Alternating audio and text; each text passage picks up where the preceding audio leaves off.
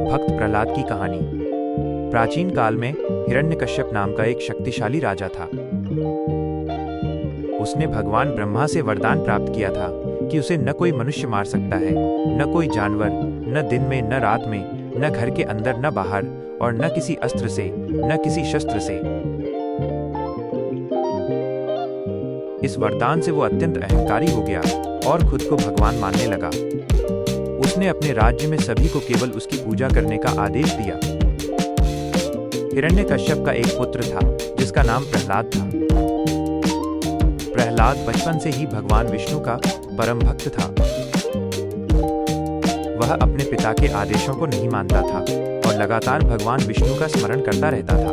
ये बात हिरण्यकश्यप को बिल्कुल पसंद नहीं थी। उसने प्रहलाद को कई बार समझाने की कोशिश की, लेकिन प्रहलाद अपनी भक्ति पर अड़िग रहा। हिरण्यकश्यप ने प्रहलाद को मारने के कई प्रयास किए। उसने उसे ऊंचे पहाड़ों से फेंक दिया, हाथियों के पैरों तले कुचलने की कोशिश की और विष भी दिया, लेकिन भगवान विष्णु की कृपा से प्रहलाद हमेशा सुरक्षित रहा। एक दिन हिरण्यकश्यप ने अपनी बहन होलिका से मदद मांगी। होलिका को वरदान था कि वो आग से नहीं जल सकती थी, क्योंकि उसे एक विशेष वस्त्र मिला था जो उसे आग से बचाता था।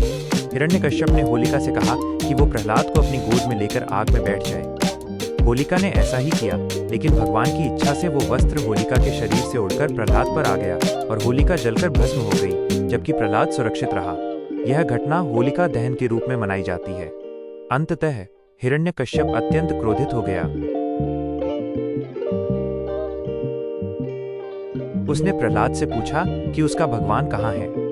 प्रहलाद ने उत्तर दिया कि भगवान हर जगह हैं, यहाँ तक कि इस खंभे में भी। हिरण्यकश्यप ने गुस्से में एक खंभे पर प्रहार किया।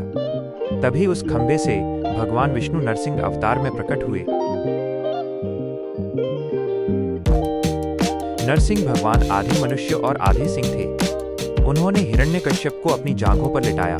न घर के अंदर न बाहर, गोधूली बेला में, न दिन में न रात में, अपने तेज नाखूनों से, न किसी अस्त्र से, न किसी शस्त्र से उसका वध किया।